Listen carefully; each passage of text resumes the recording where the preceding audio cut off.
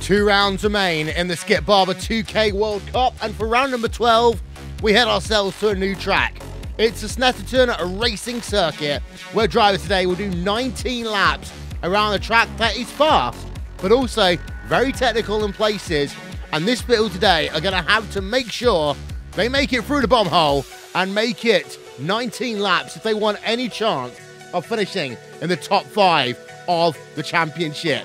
We are down to the last 2 rounds of Sunday Night Skippies, the Skip Barber 2K World Cup. Our coverage starts after these messages.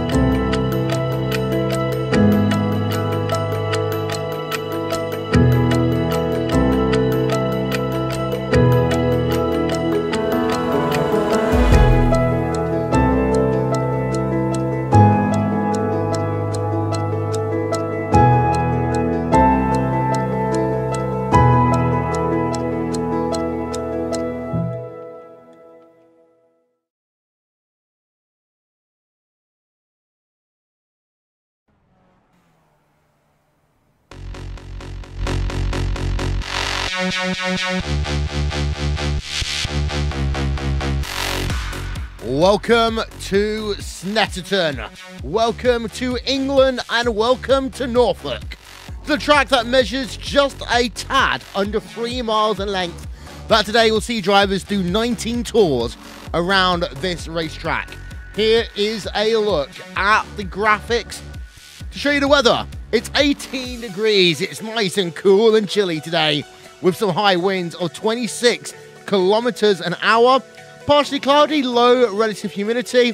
Race distance today is 91 kilometers.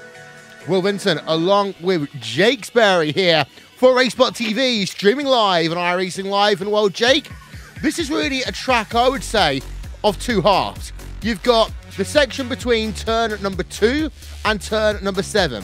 Very tight, very technical, infield. Then the rest of the track, it's all about the M word, momentum. Absolutely. I couldn't agree with you any more in that situation, Will. This circuit is split up into 3 areas, the 100, the 200. You combine them together to make the 300. It's this 100 infield section, 1 mile long, of technical aspects that you always have to be very cautious on when you apply that throttle, when you get yourself going again. And then that 200, about slipstream, about toe. But you have to argue, holds some of the most difficult corners in the world. Corners like Nelson, corners like the bomb hole, corners like Murray's at the end of the lap. It's a very difficult circuit, and it's one that is heavily underrated because it's hardly run. It is indeed. There's a look at the championship standings coming into this event, actually. So we've done 11 rounds. The way Skip Barber 2K World Cup works is at this stage we're taking the best 8 out of 11 rounds. 416 points to Arjen de Freitas, Philippe Labeur on 365. For all intents and purposes, Arjen de Freitas is going to be our champion this season. Philippe Labeur looking to have second place. The big battle we've got is Johnny Guindi versus Greg Seitz for third. Yes, we do. And, well, the revelation coming out of Circuit of the Americas 2 weeks ago, Johnny Guindi actually leaves the team that he was part of with Labeur and Seitz after what was a very controversial incident out of turn number 2, which saw Labeur and Guindi collide and cost Labeur, you could argue, the championship overall. Guindi now with the Evolution Racing Team and Arjen de Freitas, so he's made a good move, but now he's got himself work to do to stay third in the championship picture. You mean he's one of the 4,000 drivers currently a member of the Evolution Racing Team? Yes. Yes, he is. Fantastic. So that's your big news then coming out of Circuit of the Americas a couple of weeks ago. Qualifying is about to take place here from Snetterton Racing Circuit. As soon as we get our cameras back. So in the meanwhile, we're going to have to film. Talk about Nelson being the toughest corner on the racetrack here, Jake. And it really is a tough little corner. On the exit of Brundle, you then head yourselves down into that corner, and it's a very fast kind of off-camber 90-degree right-hander. It's not necessarily the point of it being fast. It's just the nature of having to brake whilst turning, going from left to right, and that normally unsettles most vehicles. And if you're not careful, especially with an anti-cut curb as well, very, very close to the actual curbing, and a circuit that actually narrows as you enter that section, it is so difficult to get things right. If you're going too wide through that section, someone is not getting out alive. Yeah, indeed. So we have got our pictures back. There we are, ladies and gentlemen. So welcome back to Snetterton. We are about ready now to show you qualifications for this round number 12 of the championship. And the same rules apply as ever. Drivers basically got a couple of laps to go as fast as they possibly can. Well, Arjen de Freitas, you were talking about this one in practice. The definition of the word that you were saying was sandbagging. We will find out if he's sandbagging or just having a bit of fun in, I'd say, about 4 minutes' time, Jake. Yes, we certainly do. Of course, the term sandbagging means as if you've put a bag of sand in your vehicle to make you a little bit slower. He was 14th in practice, and to say 14th, yeah, okay, normally in the 2K Cup at the beginning of the season, that's good. There's only 28 drivers, though, in this race, so 14 out of 28, that's exactly the middle of the pack, the last place you want to be. And for Arjen de Freitas, I think he's arguably looking for something more than just 14th in this event. It is a difficult circuit. There is a lot of draft available when you go around a 2-minute 5-lap. It's a lot to go for, and there's a long lap to work on. Yeah, you just saw Nelson Corner there. One of the things worth talking about is just that big sausage curb on the right-hand side of the racetrack. And again, a lot of the corners here, they've got either flat curbs or the very short kind of segregated curbs. But the one down at Nelson Corner, that's what makes it very difficult. You cannot just kind of drift to the inside apex, because if you do, you'll be on two wheels, spun around into the grass, perhaps game over as the Freitas starts a lap. Yes, Arjen de Freitas starting his lap. So down this front stretch, or up this front stretch, shall I say then, for the first of his flying laps into Rich's turn number 1 out on circuit. Right-hander, light little lift then as he tries to just angle the vehicle nicely. You'll see there's a lovely little field on the left-hand side as he makes the break in towards Montreal on the brakes, 180 degrees. Right-hander, if you're playing the 200 layout, you flick it sharp left, you don't, and now you're headed yourself into the infield section, the 100 section of the circuit. Palmer, left-hander, 90 degrees, and a nice little passing corner here before you hit the brakes at the end of this straight into the hairpin of Agostini. Yeah, this will be a good early point to make your overtakes. In fact, you've got one into Montreal. This will be your second one. So if you're going to expect a field bunch up, it could well be here. Next corner, Hamilton, left-hander, about 135 degrees to the left. You see more of a lift than a big braking zone then. And then down into Oggies. 90 degrees to start with, and then the corner kind of opens up on corner exit. It does, and it's a very difficult corner just to get yourself in there. And the moment you track wide, you start to struggle. Now Williams, another passing right-hander, but you get out of Williams, and now you've got this long Bentley straight, which is, for all intents and purposes in this vehicle, a very long time to be dealing with. So this is the drafting opportunity. This is where most drivers will be saving their fuel or going out for moves. Under the footbridge into Brundle and then into Nelson. A very difficult corner. You can see he doesn't track out massively to the left-hand side. He was sort of stuck in the middle of the circuit for the majority of that corner, and that's a big issue as he now heads through the bomb hole, which has a very, very awkward dip in it where a bomb dropped during the Second World War, and then through Coram, and just one corner to go, and that is Murray's.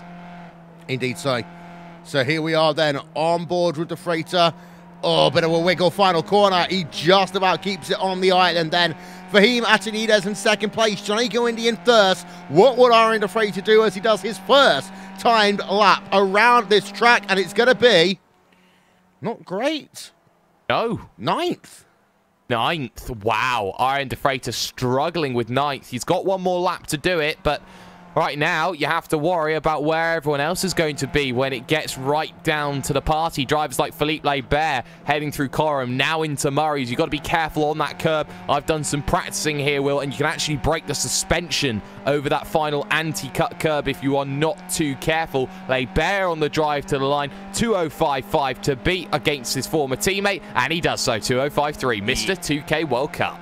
Up 0.2 of a second then over anyone else in the field right now. Philippe Laibert bouncing back. He may not be able to get a championship this season, but he's not doing a bad old job. Greg Zeet on track as we see right now. He's not yet completed a lap time, working in towards Brundle. And you got Brian Duell on track as well. We'll just have a look on board of him. The thing that you didn't mention about the Bentley straightaway is the way that you'll brake down into Brundle. I think that's going to be the case where we might lose a couple of engines here today.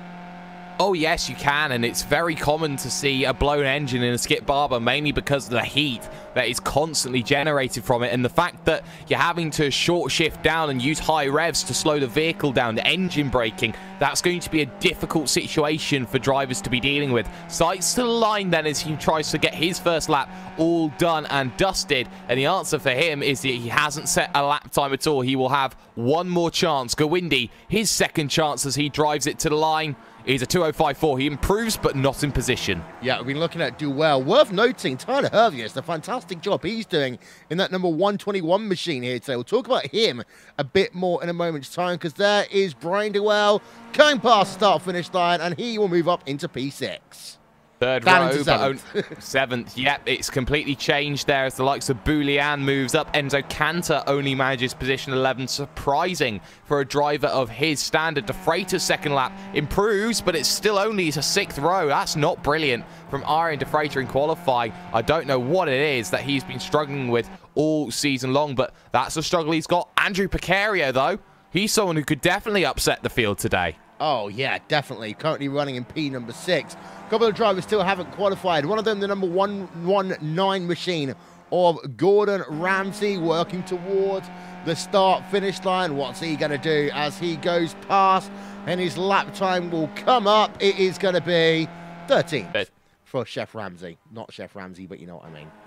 Yes, maybe a little bit more lamb sauce needed on that lap, but it seems that Gordon Ramsay doing a good job behind the champion, Aaron De Freighter, and that's not bad at all. In fact, split now by Sarah Savage there in the 1:54, and she's done a good lap to get into position 13. So still 2 minutes to set lap times, and by the looks of things right now here, Will, only a couple of drivers can. Greg Seitz has bottled his lap, Anthony Katz out on a lap, and the other driver who can, Edwin Valerino, in the 1:18, making his charge to the line for his first lap. Yep, so there we are. Let's have a look at the driver of Edwin Valerino. Worth noting, Trine did not set a lap time. That means he will be starting from the rear of the field here today, number 18 for Edwin Valerino, as he works himself past the stripe. That pretty much then is going to be qualifications done here from Snetterton. And the big story coming out of it, he wasn't sandbagging. Aaron De Freighter, P number 12.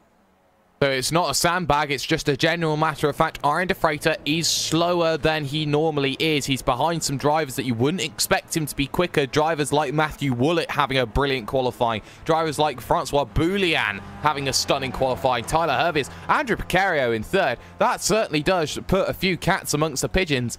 And further down, you have drivers that haven't set times, the likes of Greg Seitz not setting a time. Tuan Tran, you talk about Sami Toikala not setting a time as well. But Anthony Cat, his final lap in towards the final corner. Yeah, he's going to be the last person really to be able to set a lap time.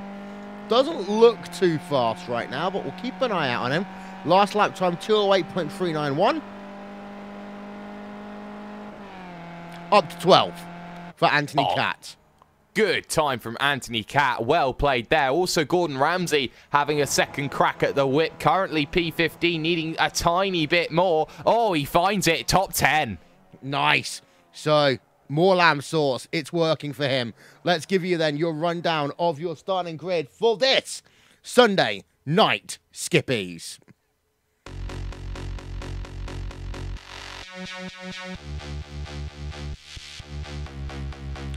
Philippe Labeur will be starting this race on pole position here today.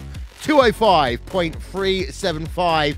Johnny Guindi in the second position with Andrew Picario in third. Tyler Hervius in fourth place. That doesn't seem right to me there, Jake. You are correct. Let's have another go, shall we, here on RaceSpotTV. And unfortunately, we are having a couple of issues with our starting grid here. Bear with us for one moment. We're going to try and get that one rebooted for you. And we will get something, hopefully, up on the screen before you know it.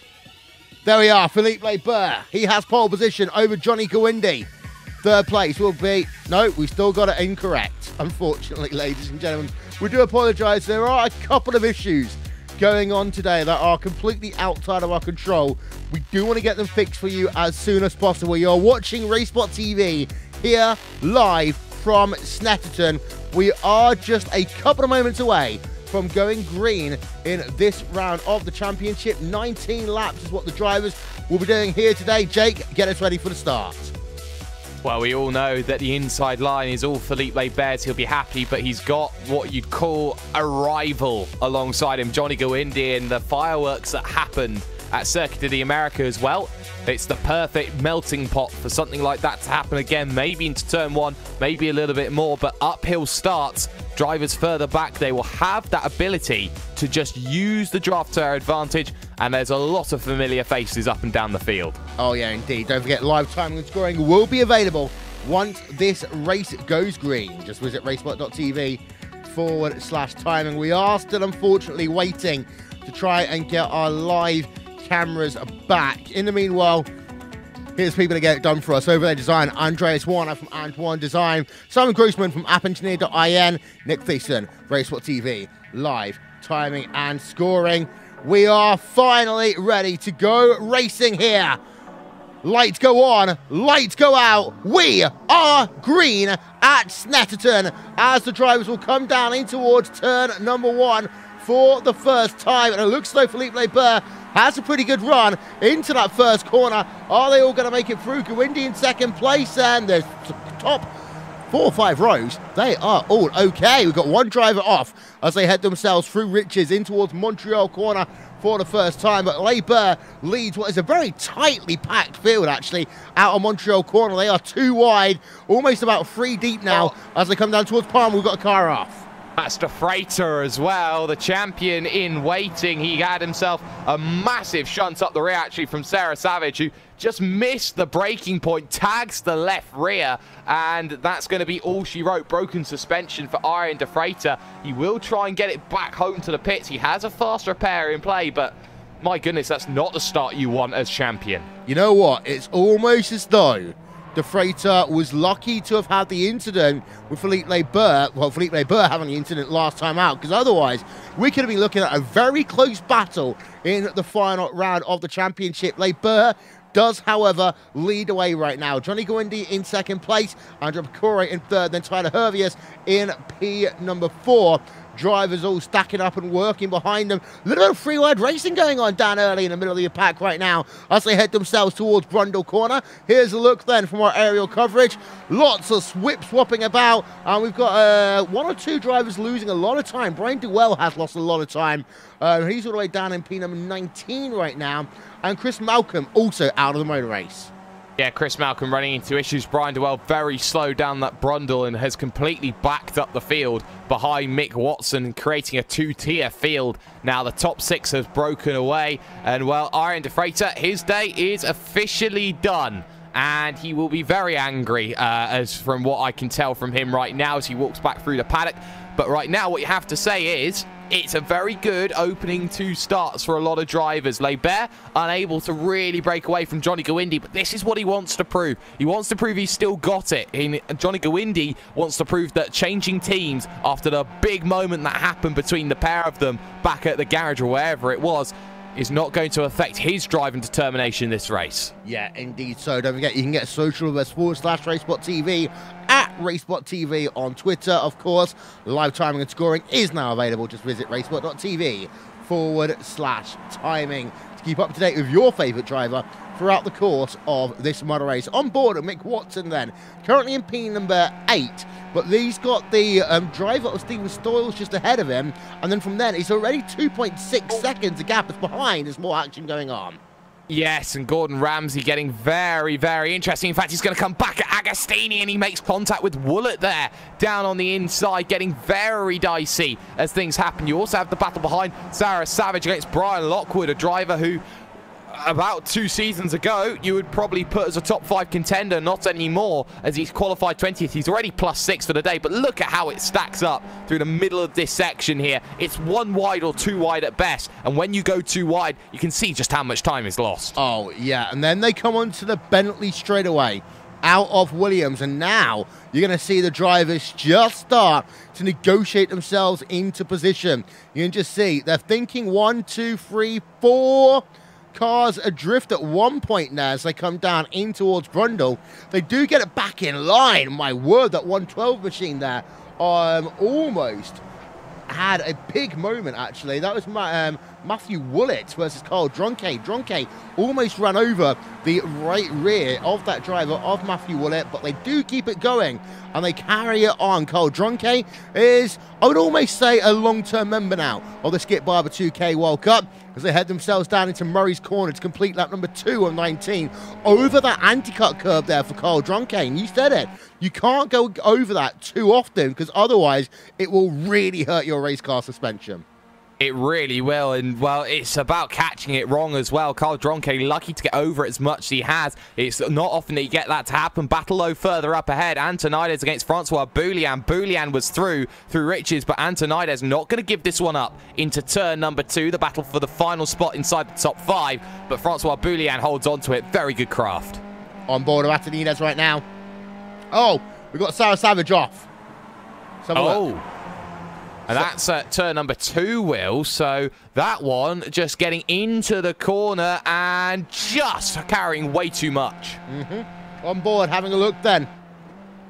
On board with the Club UK on the number 154 machine. Ben & Jerry's on the side of that car. Did she get frozen out or what happened? Down in towards Montreal. Lost the back end all by herself there. And that was a very lazy spin. I'm always wondering, was there some unfinished damage, really, from the clash with Ariane de Freitas earlier? Maybe that could be one area that may have happened. It could have been something technical on her end, which could have maybe caused an incident like that. Very similar to Daniel Wensing in World's Fastest Gamer, maybe you could argue, in a situation like that. But that's the way it goes. Also worth noting with Francois Boulian, actually, Will, one of the new drivers at Orion. So big move, actually, for Francois Boulian. Yeah, indeed. So you know what? You missed a perfect moment there. It was called, it's just the way the cookie dough crumbles. Ah. I get it. Right. Fahim Antonides, currently in P number 6 versus Boulian.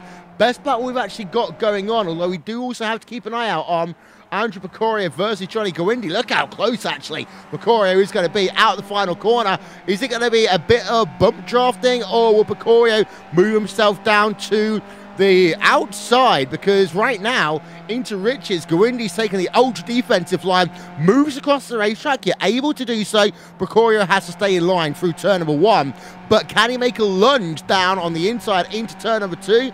The answer is no, not just yet, as Andrew Leach is also on towards pit road. Yeah, Andrew Leach coming in early, lap 4 of 19. I'm not sure he can get himself home with that, but this was the issue Precario had. Precario's big issue was he was in that sort of section trying to get himself in towards the corner, but you know, you're not allowed to bump draft in this series. It is strictly forbidden, so he was stuck at the whims of being stuck behind Gawindi, unable to pull out and make that move, and I think Arian De Freitas wants a word with us, Will. Yep, so we are going to have Arian De Freitas here on RaceSpotTV. Arian, don't forget you are live. Unfortunately, out of the race very early. Talk us through it. Yeah, what should I say? Yeah, dreadful qualifying, to be honest. I haven't done any laps this week here. Fully focused on GT3. Had a bad weekend there, so let's add this. Well, there's still one more round of the championship to go, as we're just watching, by the way, live. This is Brian Lockwood versus Gordon Ramsay, side by side, on towards the Bentley straightaway. One more round of the championship to go. You are champion in waiting as we head ourselves to the final round of the championship. Is it a case now of you just trying to see how good you can do? Focus on GT3, focus on the Pro Series? Yeah, to be honest, GT3 has all the focus now. I figured I'll just jump into this, and after the GT3 race we had like an hour before the race started.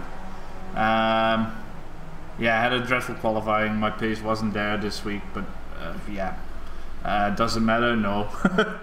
Well, thank you very much for talking to us there. Arian De Freitas from the Evolution Racing team. Worth noting, Ramsey now up into P number 9. Behind, they also are battling with it. You got Matthew Willett, Brian DeGuel, Anthony Cattle going at it, but now ahead, Francois Boulien versus the driver of Fahim Atanides, and Boulien remains ahead for the time being over Fahim Atanides. Yeah, for the moment, doing very well, but also look at the front, because Gawindi, out of nowhere, has found pace against the Philippe Lebert. Lebert under a lot of pressure then, feeling the effects on lap 5, as Gawindi now hounds through Palmer, looking to set that run, but it's a poor corner actually there from Johnny Gawindi, but Lebert runs very wide off the exit. Careful off the off-track limit here today, Will. It's 20. You can go off a little bit at 1 a lap, but you can't afford to do that every lap. Yeah, as we just saw, Fahim Atanides making his way back past Francois Boulien, so up into P number 5 for Atanides, as Matthew Willett also going side by side and losing a bit of time actually right now, out of position to Anthony Katz. So the driver of Matthew Willett has lost himself, I think, about 2 or 3 places over the last couple of laps. Let's have a look on the replay, see what we can find for the driver of Matthew Willett. Slowdown penalty by the looks of it. Yeah, he let one driver past. And yeah, he let another one pass. The slowdown penalty then out of Murray's corner. Out of Murray's, I wouldn't even say that there, because he had contact actually in towards turn number 2. If it was a slowdown out of Murray's, that would be one thing, but he had contact with Lockwood, which may have just bent the front wing, maybe the suspension slightly. That's why I think he's going backwards. Let's have a look at the last few lap times then, and get that. Half a second gain by Johnny Gawindi on lap number 4 of this 19-lap motor race. And Francois Boulien's turn around. Let's have a look at him. It's surprising, Will. It's very surprising what's happening. In fact, that's going to be him taking a toe down onto the lane. So that had to have been contact you'd have felt with Antonides. In fact, it wasn't, as he heads... Yeah, it is. It's a suspension at that very difficult corner. We were saying anti-cut curb, don't touch it. Yeah, let's have a look. You see, second driver in... No, it was before he even got to the corner. Just blew up the engine into Brundle. We knew that could be the case today. Francois Boulien is your first victim of it. I think your second victim could be Matthew Willett, actually. Something's happened to him. Lockwood been going side by side with Gordon Ramsay over the course of the last couple of laps. So lots of action happening here, and we still got a battle going on for P number 3. Andrew Precorio versus Tyler Hervias, and that is for the last step on the podium. And Hervias putting on a fantastic show right now over his own statesman, Andrew Precorio. New York, P3, P4. Both New Yorkans in state, maybe not so in city, but they could be. We don't know at this stage. Look how wide Precario is coming out of Agostini on the run to Hamilton. Can't afford to do that too many times, but Precario holding station at this stage. Maybe thinking about this is Tyler Hervius because he knows he's dropping back now. It's time, crucial time, to Johnny Go-Indy just in front. Can't afford to be held up too much longer, otherwise the race is going to be going completely out of his hands.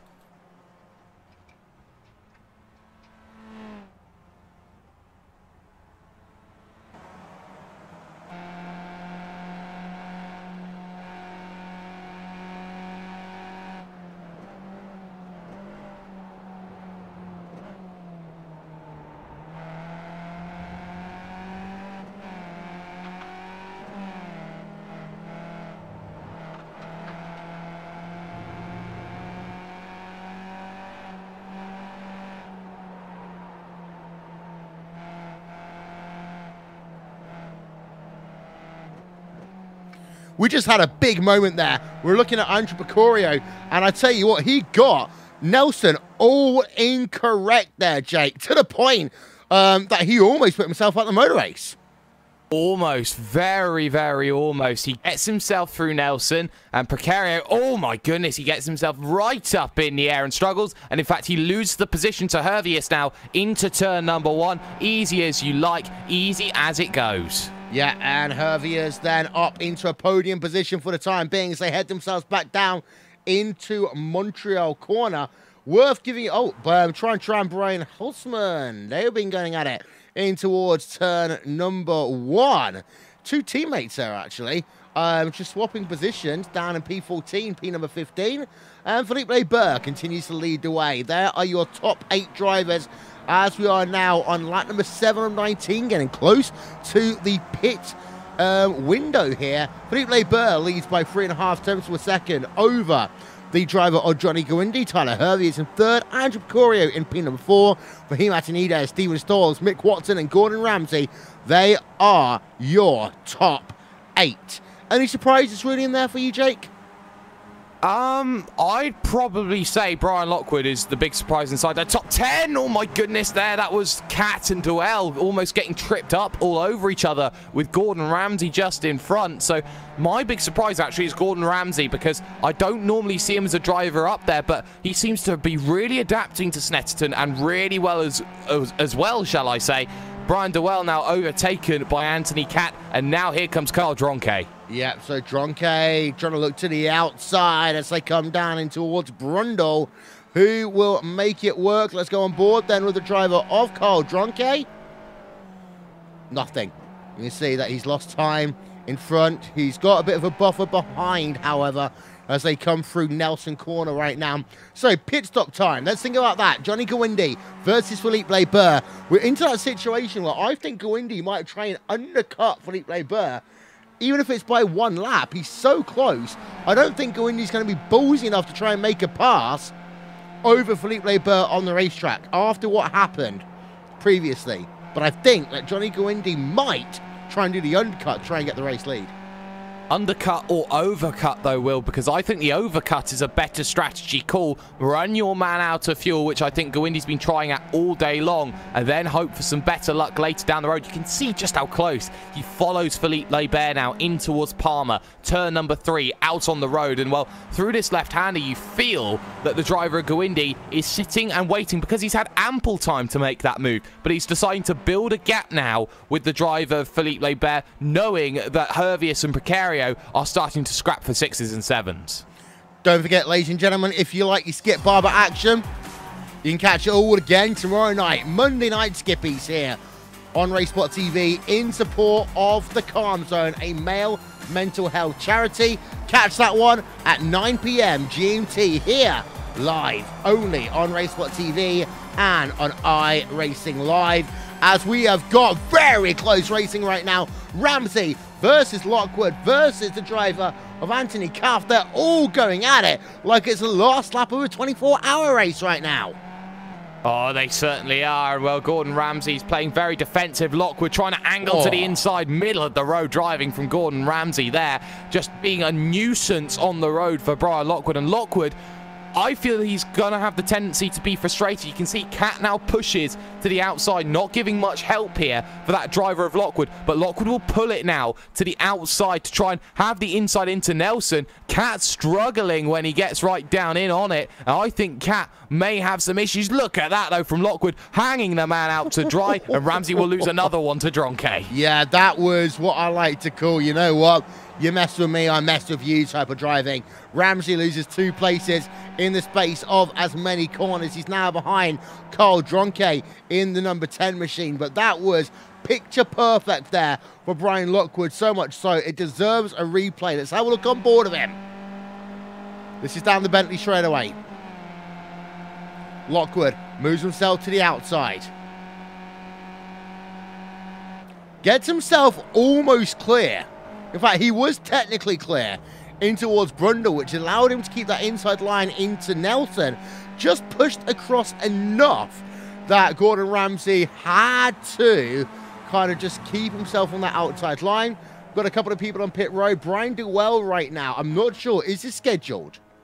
Yes, because Anthony Cat is also down on the lane as well, or was down on the lane. So pit stop window very much open then on lap 9 of the event. But I've just been looking down the incident points, and it's safe to say that we're not halfway yet in this event, or we're heading towards it. Brian Duell's got 10 incident points. He's got to be a very clean man heading through the second half of the event. Yeah. We see a couple of drivers then having come out of pit road. Matthew Woollett is one of them. We expect more drivers on towards pit road in the next couple of laps or so.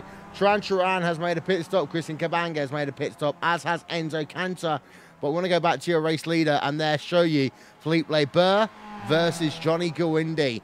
We are almost, in fact, we are technically at the halfway point of the motor race right now.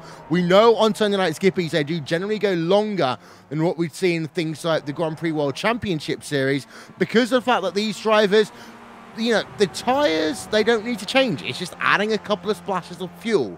And that is the difference here. So long as the tyres are working fine, they're good to go to the end of the motor race. We're on board with Andrew Picorio right now versus Tyler Herviers. And it does seem to be that even though Herviers has moved himself up into a podium position, he's not been able to put away as of yet. No, he hasn't. And that's one of the characteristics of this circuit. Having 2 long straights makes it very difficult to pull away unless you are very good through the infield section. So you feel that Picario right now needs to try and find a way past Herviers. Thought about it into Richards, but it doesn't matter if you've got any riches or not. It's not going to be a rags to riches story just yet for Picario. Brian Lockwood decided that he wanted to be like a GRC car in his Skip Barber because he was drifting there through the final corner, and that's not what you want to have to do. Ramsey on towards pit road, Bastian Heusmann on towards pit road, Christian Kabanga on towards pit road right now. So a number of different drivers are coming in as we pass the halfway mark here in round number 11 of the Skip Barber 2K World Cup. And that's actually something I want to talk to you about there, as we just had a driver completely overshoot their pit stop. I believe that was, I'm trying to work out who that is. That must have been, I'll come back to that one in a minute, actually, because it looked like Charan's car, but I think he's already made his pit stop. One of the things that is worth talking about, however, Jake, is you talked about it before we went on air, the fact that a lot of the pit road here, it's uphill. So what they do is there's almost a lip between the lanes to make sure the drivers don't roll back too much. Yes, and that's very crucial because they level it so that the platform that they've got is dead straight, but then you've got to go up that all the time if you're going to be running through all the stalls. Not always the best way to go through, and you have to be very careful, and it makes life hitting your box 10 times harder than a normal pit road. I'd even say it's tougher than going from concrete to, from asphalt to concrete with the American layout tracks as well. That's just how difficult I think that is. It's also a 1-track wide pit entry coming in. That's always going to be a nightmare for drivers, but still, Leber versus Gawindi through the final corner. Who bites? I think it was Bastian Heusmann, by the way, the driver that we saw on pit road, and they're both in at the same time. Gawindi is in, Leber is in. So they both come on towards pit road at the same time then. And who is going to be the biggest beneficiary of this one? And you can now see, actually, we're on board Johnny Gawindi. You can see over and over. They took about 2 of them each. We're going to stay on board that driver of Johnny Guindi because he's behind Felipe Burr right now. So it's going to be interesting to see if he tries to drop the clutch and get ahead. He is going to be ahead. Johnny Guindi to race lead. Yeah, he's taken a little bit less fuel. He saved more than Felipe Lebert. Used Lebert to his advantage, exactly what he wanted to do in this event. There are still drivers, though, out and away. And look at that. There's now a vehicle in between. It's a certain 777, a Tuan Tran, a winner this season. And that's going to be crucial. Tuan Tran is now the bridge between the divide. Yeah, but I think if you are going to be Tran, you're going to be hounded by that driver of Felipe Burr over the next couple of laps. Worth noting that Tran has made a pit stop, but he did that very early on. So he's in a situation now where he will have to make one more in this motor race. So he is out of position right now as these drivers will head themselves down in towards Agostini, turn number 4 on this racetrack. And now this is actually helping the driver of Guindi a little bit because Felipe Burr is trying to be a bit cautious as they come through this section, through Hamilton, through Oggies, through Williams, because he doesn't really want to try and do a dive bomb. He knows he should be able to get it on the Bentley straightaway, but the case is he's going to lose himself about half a second as a consequence of doing so, and we don't even yet know what Turan's going to do. He might go for glory as they work themselves now down this long back straightaway known as the Bentley Straight. Let's have a look from up above. And actually, Felipe Burr's not going to get anywhere near close enough a run. Tuan Tran using all of the draft to close up that gap as they get on the brakes and heavy over the anti-cut went Tuan Tran. So now Lebert thinking about the bomb hole as an opportunity. That small little depression through that corner makes it completely unique as an idea and as a concept, unable to make anything happen. And this is the issue here. Tuan Tran started this race on pit road, has to come down and make that one stop that they have to do. And this is what's going to be hurting Lebert, especially in this early stage. In fact, look at that. Tuan Tran's going to bail off, and the gap probably about 7 to 8 tenths of a second right now between Lebert and Guindi. They cross the line. Out comes Precario just behind, and the gap between them 6 tenths of a second, and Tyler Hervius nowhere to be found. Yeah, Hervius is down. He's a long way back, actually, compared to the driver of Andrew Precario. The gap's actually about 5.2 seconds. Trying to work out, and the reason why is Hervius did a 16.7 second pit stop compared to 12s for Himatinides, for Andrew Precario. 14 second stop for Felipe Burr, 12 second stop for Johnny Guindi. So what we learned here today is fuel saving early will help you overall in this motor race. It certainly will, and there's still fantastic battling even with the fuel save or not. Brian Lockwood going through on Matthew Woollett, the battle for position number 12 out on circuit. Greg Seitz just in front, and Greg Seitz, who didn't qualify at all, now suddenly thinking about a top 10 position because that's Anthony Catt just in front. Yeah, there's a look at Brian Lockwood in the number 13 machine right now. Let's go on board of him as he's been involved in a number of battles over the course of today. You can see for once clear track behind him, clear track in front of him, then moves himself down to the inside of the number 112 machine of Matthew Woollett, moves himself up into what is currently 11th place on the racetrack. So working ourselves right now on lap number 12 of 19 here, but Felipe Burr has closed it right back up to Johnny Guindi as they work themselves on lap number 12 of 19 into bomber hole right now, and it looks as though that Lebert wants that race lead back. He does, but I think he's going to know that Guindi took less fuel, so he'll try and usurp that to his advantage. He's going to try and find the moment that Guindi capitulates as he has a big drift through the final corner of Murray's and on to the front stretch once again to start 13 of 19, 6 laps to go. I think there's defensive play. I think Lebert will want to take this one from the front of the field. He moves to the left-hand side of the circuit. Guindi defends it into one, into Riches, and around the outside. You don't often see it work, but look at that. Next to no room being given, side by side to Montreal. Yeah, they come down into Montreal right now. Felipe Lebert on the outside tries to outbrake there over Johnny Guindi. They stay side by side, and they almost make contact out of Montreal corner. Now down in towards Palmer, technically. Guindy. Barber will still have the inside line. That will help him. The next two corners are all left-handers. You've got yourself through Palmer, now down into Agostini. This should be where Barber can break on the racing line and get himself the race lead in towards Hamilton. Turn number 5, and Barber does exactly that. Move Philippe Barber back to your race lead as we now have ourselves 12.5 laps of 19 scored complete. Philippe Barber did that pass on the racetrack. The question's going to be, will Johnny Guindy try and respond as we head ourselves now through Oggies and through Williams?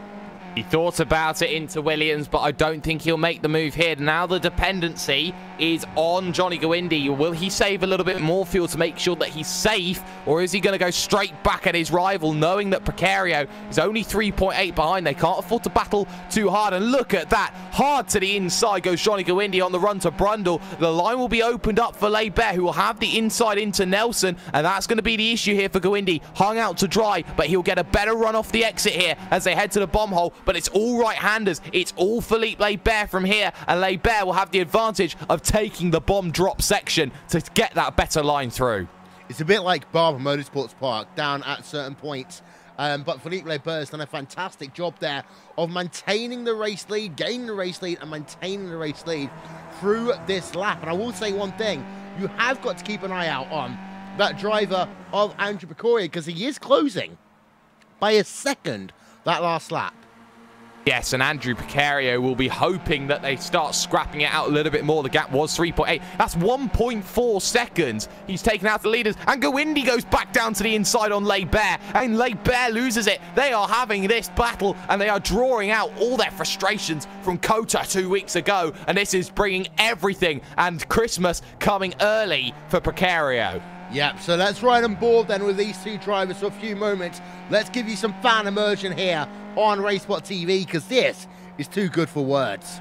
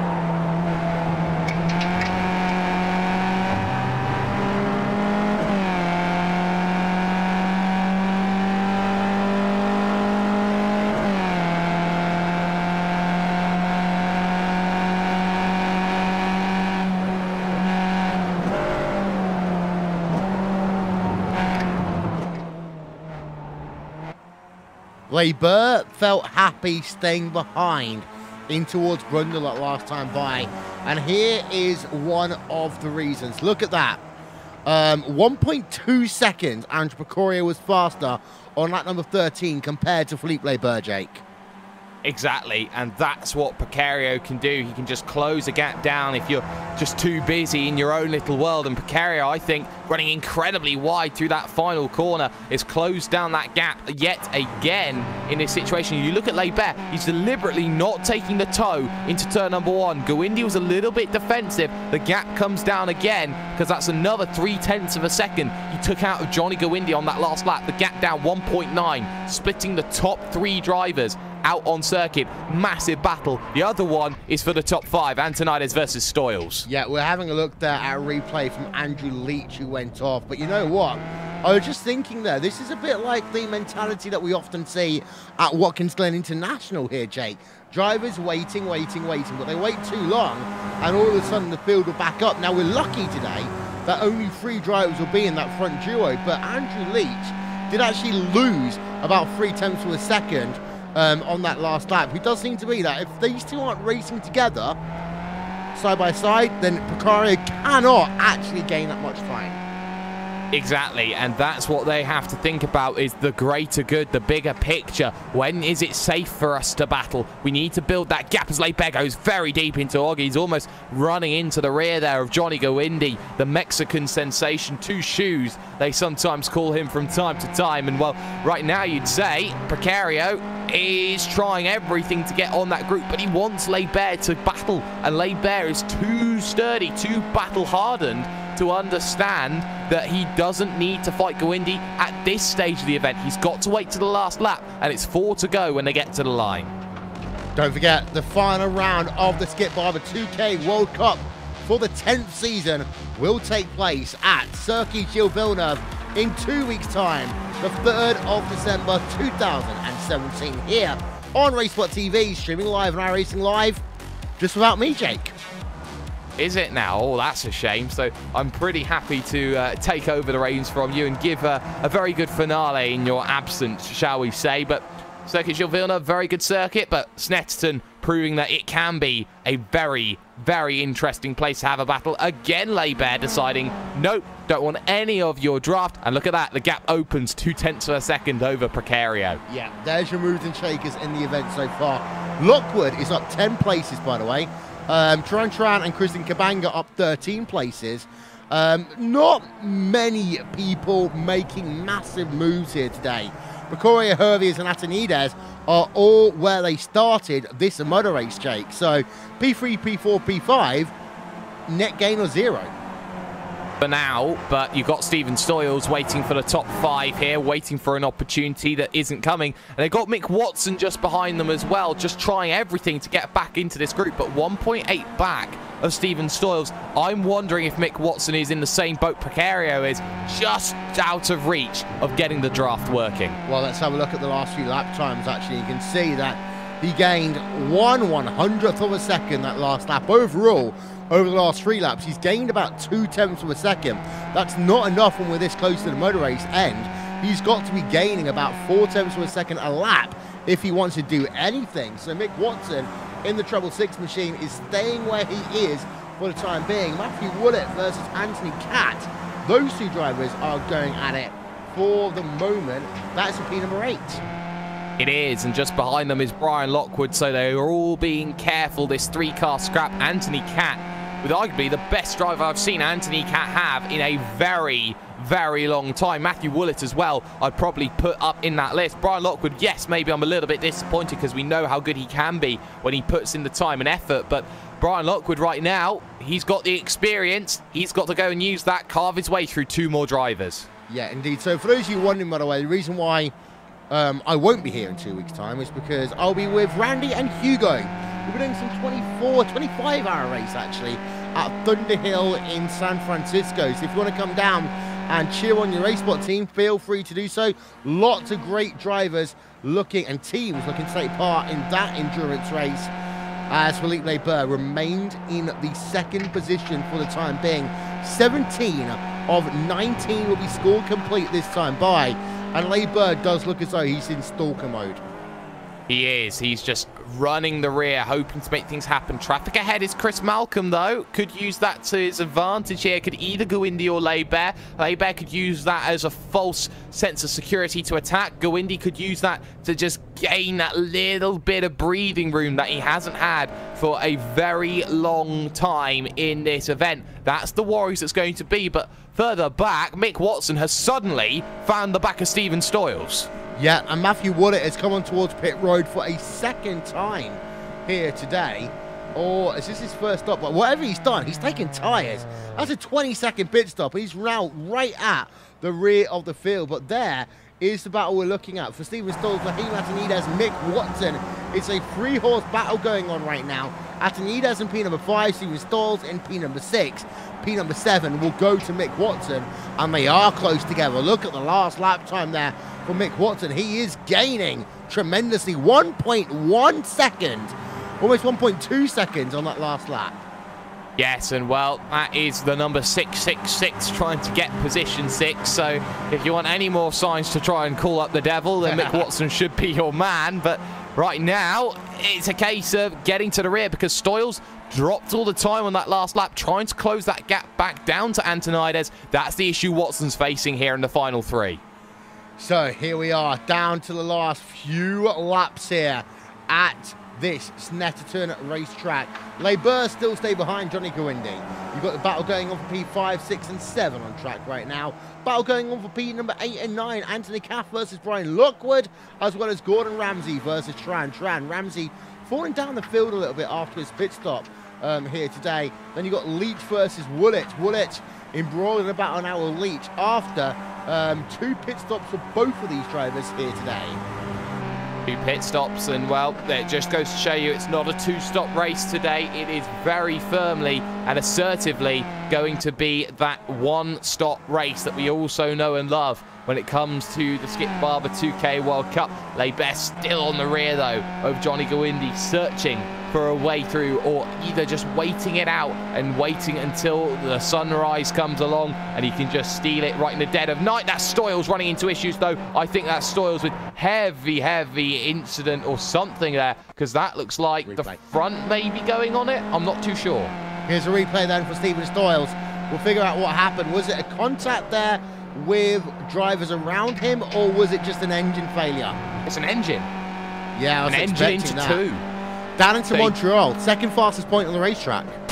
Yes, and he just gets himself down the brakes and bang! The engine goes with too much aggressiveness, shall I say, on the downshift. And, well, Stephen Stoyles, unlucky there. He was a few laps away from what could have been a career best finish, but nope, we're going to take that one away from you. Yeah, we've got Aaron De Freitas here from the Evolution Racing team. Going to ask him a quick question, if he's still around. Gawindi versus Barber, coming towards a white flag. Who do you think is going to get it? Yeah, I'm still around. Hard to say. I think Gawindi will have it. Depends on how they go into the corners, though, or into the T1. I suspect Johnny's going to defend the inside.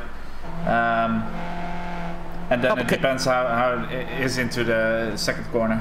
Not because he's your teammate or anything. Oh, look at that, though, getting all shades of wrong. Here comes Barber. Yeah, down in towards turn number 1. Last time by.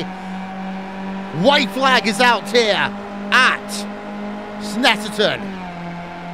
On towards the final lap. Barber has the outside line. Can he hold it in towards Riches? He's done this before. He pushes a little bit wide there. Cannot make the move. And now it's a case of, can Johnny Gawindi hold that inside line into Montreal? The answer is yes.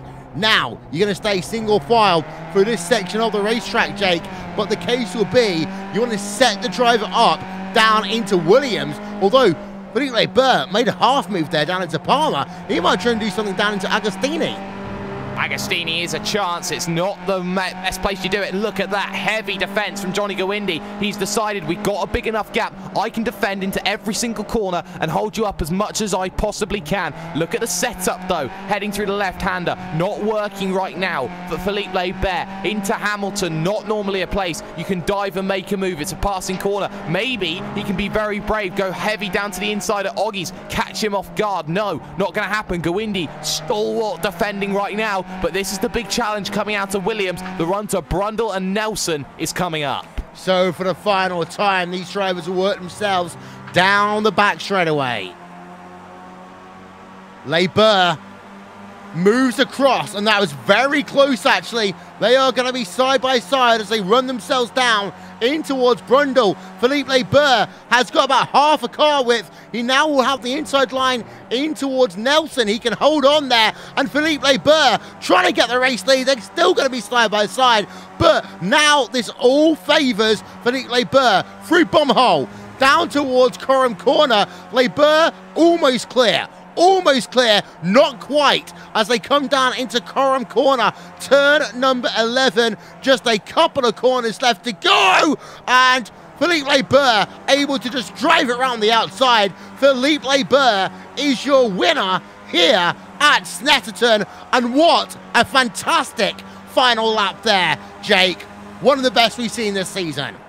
That's a brilliant last lap. Kawindi tried everything, but Lebert had the better will and determination to hold it off towards the end of the event, and you can't argue too much against it. We've still got battles, though, heading towards the end. Tuan Tran versus Gordon Ramsay. Ramsay might try one at the final end. Has he got any lamb sauce left? The answer's no. He's not going to be able to get the best run off the exit, but he might have a half chance now. Yeah, as they come out the final corner, down towards the start-finish line, Ramsay can pull alongside. Is he going to get it? The answer's going to be not quite. Oh, he was nearly there. Give him credit. He was only 27 thousandths of a second off, but that's the way sometimes it goes. Enzo Cantor, though, very slow towards the line. Is he out of fuel? Yes. He shouldn't lose any more positions. Andreas Robertson is still, yeah, he's past the start-finish line now. So Enzo Cantor then 13th place here today. Final race results then from Snetterton, and Philippe Lebert wins in the end by 0.2 of a second, 0.3 of a second over Johnny Kawindi. Andrew Picorio then in 3rd place, 2.5 back. Tyler Herviers in 4th place, Mick Watson in 5th, Fahim Atanides in 6th, Brian Lockwood, Anthony Catt, Brian Dewell, and Sharan Duran round out your top 10. Here are the rest of your results then. We had 20 drivers within 100 seconds of your race leader here today. As you see, also a number of different nationalities represented. Number 11 through 20. There's the retirees. Sarah Savage, Bastian Huisman, Edwin Valerio, and Ariane de Freitas. We're going to step aside for a few moments here on RaceSpotTV and on iRacing Live. We'll be back with post-race interviews after these messages.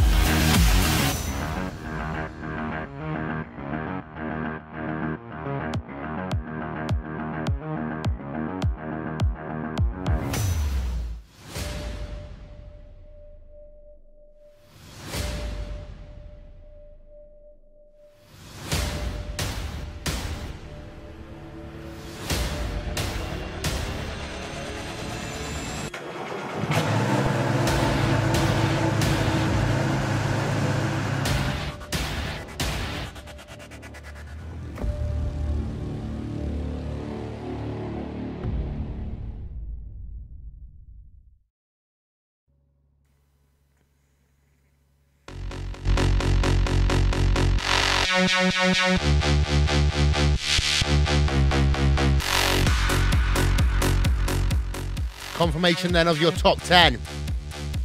Philippe Leber makes it work in the final lap of the motor race, beating out Johnny Gawindi, Andrew Picorio, and Tyler Hervius in P number 3 and 4. Mick Watson, Fahim Atanides, Brian Lockwood, Anthony Catt, Brian Duell, and Turan Turan round out your top 10. Overall, Jake, today, a very, very interesting race, which did come down to the last lap, but still, it's one of these races where you've got to think long term. You can't just make the moves and think it's all going to be okay. No, you can't. You need to play strategy. And in the end, it was a battle of two wits, a battle of two rivals, a battle of two friends turned enemies, or whatever else you want to really call it in this situation. But at the end of the day, it came down to who had the strategic guile and who understood the circuit more than the other driver. And I think that for a new circuit and one which hasn't really had too much running in big major series because of the nature of the circuit, I think that a lot of people felt that it would be the driver who was the craftiest would probably get away with the victory. And I think that there wasn't much to separate the two today, but I think Philippe Leber, proving why he is a world champion, came up on top. Yeah, and he stood by with us here on RaceSpotTV and on iRacing Live right about now. Well, congratulations, Philippe. You do get the winner's wreath here today. Well, thank you, Will. Yeah, it was a good race, and like Jake said, it was all about strategy. After the pit stops, where Johnny managed to save a lot of fuel behind me in the first stint, we started fighting. But then I saw that Andrew was closing in, so I decided to just hang back until the last few laps, so we could pull a gap again. And yeah, in the last corner, I knew it was 50-50 there, because either inside or outside sometimes works, but I knew if I could hold the inside after Nelson, the right kink, I could stay ahead, so and that's what happened. First time racing at Snetterton in this series. I know it's late on the championship, so therefore the number of people racing are generally lower than we'd normally have. Do you think Snetterton's been a success? Definitely, yes. It's a great track. It's one of the best tracks on iRacing, for the Skippy at least. It's narrow. It has all kinds of corners, hairpins, fast corners, everything, and two corners where you go from right to, well, you have to brake in do heavy braking while turning, which makes it very difficult, especially in the Skippy. So yeah, it's a great track. Well, 2 weeks time we head ourselves to the final round of the championship at Montreal. You're not going to be champion, but you're actually going to be very close in terms of points as we go to that final round. How much is the incidents of 2 weeks ago kind of like lying in the back of your brain, knowing that Arjen de Freitas was out of the motor race by the end of lap number 1 here today? Well, we can't change what happened in the past, and so I'm not going to comment on that. It's just yeah, things happen, and I'll try again next year. I'm sure it will be better. Philippe Leber, we'll let you go. Anyone you want to give a shout out to from that TT Racing team? Yeah, of course, I want to give a shout out to you guys again, because I'm sure the broadcast was great, like always, and a shout out to Johnny, because after we had some difficulties last race, we didn't part in like friendly way. Well, maybe not too unfriendly, but we drove a clean race. So I wish him a lot of success in ERT. That is Philippe Leber, ladies and gentlemen, here on RaceSpotTV and on iRacing Live. You know what, Jake? You can always tell from an interview what people, their associations, what they really think a couple of weeks removed. That's a very interesting comment there from Philippe Leber. It certainly is, and I think it's one which will continue to overarch the story, the ever-continuing story that we have, and that we have had over 10 seasons of the 2K World Cup. And you know what? It's the next 10 seasons, if things get excited or as exciting as this, next time, as time and time again, we see battles and incidents like these come up to the fold, go away, and we see someone's always angry with someone else at some stage. Yeah, indeed so. Got second place driver here, Johnny Gawindi from the Evolution Racing team. He stood by with you there, Jake. Yes, he is, Mr. Two Shoes himself, Johnny Gawindi. Well, you have two shoes on at the moment after finishing this event, but right now, you may be feeling maybe a little disappointed to lose that one, having the lead for what had to be a very good portion of that event. Yeah, for sure. I mean, in the end, it just came down to knowing the track, knowing where, what line was best to defend. Because, like, in all honesty, I hadn't driven the car in a few weeks, and I hadn't raced in this particular car track combination. So I had no idea what sort of lines worked and which ones didn't. Particularly for tricky sections like that left-right at the end of the back straight. Yeah, you really need to do a couple of races before you sort of know what you want to do on the last lap. Because really, in the end, that's what it comes down to in most of these 2K races. Well, it does come down sometimes to a bit of tactical guile, but you yourself, you're in that battle for the top 3. You had your rival Greg Seitz run into difficulties here today, failed to set a qualifying time, only ends up finishing, just looking down at him, position 19, which is not a Greg Seitz finish that you normally come to expect. So you're looking to solidify 3rd position in the championship, which is very, very crucial for you, especially knowing that you've missed 4 races this season. Are you happy then with the results that you've got, knowing that you've missed a large chunk of this season, knowing that maybe you could have been a little bit higher had you not have missed those races? Yeah, I'm really happy. I think every single race I've done, I finished on the podium this season, except for one where I finished 4th. So yeah, I couldn't be happier. Yeah, and to be honest, I wasn't too bummed out about not being able to do those 4 races, just because this season I just wanted to have this as a fun thing on the side. So I'm not too worried. But maybe next season I'll try to go for it more seriously. Apart from that race, you finished 25th at Mosport, but you know, you put yourself. You put yourself. Nah. Yeah, we'll remind you of that one. We're going to make sure we remind you of that one. But you're heading over to the finale in 2 weeks' time. You've got Circuit Gilles Villeneuve. Very much a racing circuit. Very much all about how close you can get to certain situations. Very similar, actually, to Snetterton in the fact that you have to be very precise about where you are on circuit. Do you feel you're in good stead for that race? Yeah, I quite like it. Generally, I'm quite good at tracks where walls are close to you, because I don't know, those sort of tracks just suit me, and making the most of the space you have available on track. And yeah, even if you don't have walls there, you have to be super precise, because even if you don't hit a wall, you've got those sausage curves all over the track that completely destroy your car if you hit them the wrong way. So it'll be pretty interesting and quite fun. I think it's a good track, but particularly for the Skippy. I think it's a very good track as well. Before we let you go, Johnny, any shout-outs or sponsors? Well, obviously ERT. I just joined since last week for reasons you guys probably know already. But yeah, I'm really excited. I'm doing some GT3 with them.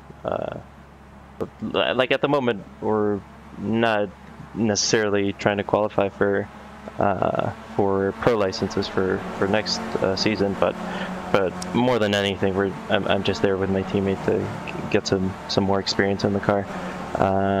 And yeah, all the guys there have been great, very welcoming. So it's definitely a great team to be in. And obviously, just like Philippe said, obviously I wasn't very happy to leave TT Racing, but we left on good terms. We're still friends, so really it changes nothing personally. It's just that I'm in a different team, and that's it. So yeah, I'd like to give a shout out to Philippe and everyone else on the team for being good sports and understanding the situation. No worries at all. Very good political answer there at the end from Johnny Go Indy there, as he gives you shout outs and praise. And well, it seems that today we had 2 very good battlers, but Philippe Lebert ended up being the sole survivor. He did indeed. We've got one more driver to talk to. That is Brian Lockwood here on RaceSpotTV. Well, Brian, finished speed number 7 overall. Talk us through your motor race. Oh, that race, I have to say that was the single most chaotic 2K race I've ever raced. Possibly the most chaotic race in my life. Started back in 20th, just jumped in the session, barely got in. Thanks a lot to Philippe, who accepted my league application with a few minutes left in practice. Didn't have a whole lot of practice going in, so and also made a couple mistakes during qualifying. So started in the back, started in 20th. Stayed clean through the first few laps, making my way up the field, and got into a really tough scrap with Gordon Ramsay in the laps 4 to 8 or something like that. Fighting really hard, elbows out, all that. Then had I think a bit of a weak pit stop. Lost some time there.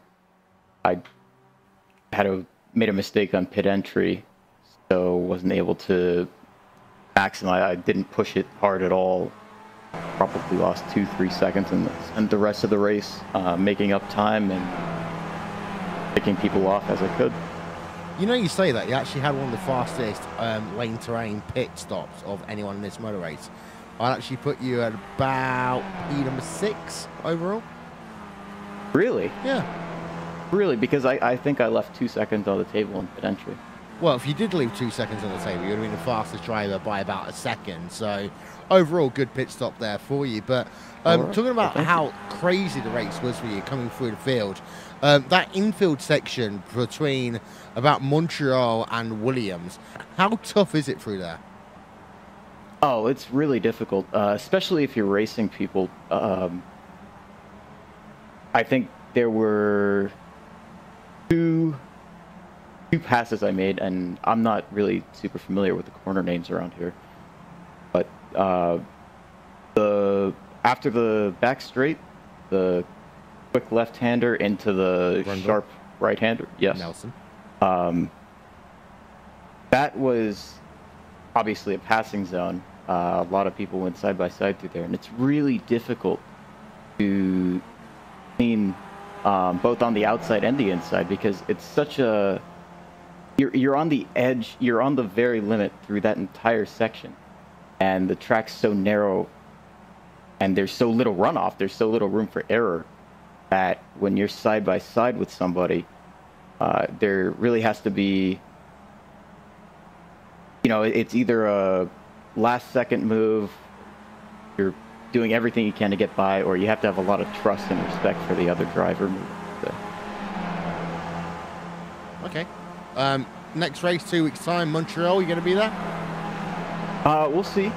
I have to check my schedule. Been very busy lately after being a finalist for the iRacing competition to qualify for the Mazda Road to 24 shootout. Yep.